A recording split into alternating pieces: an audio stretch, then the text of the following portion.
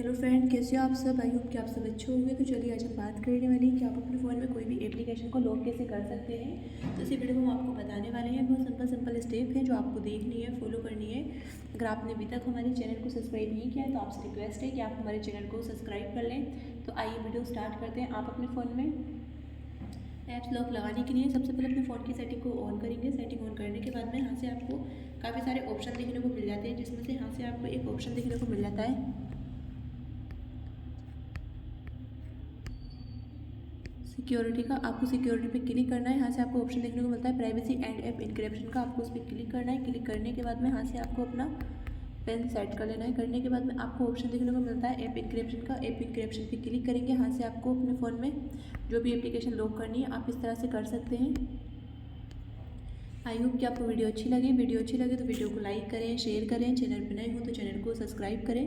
मिलते हैं next video में, तब तक के लिए बाय एंड टेक केयर।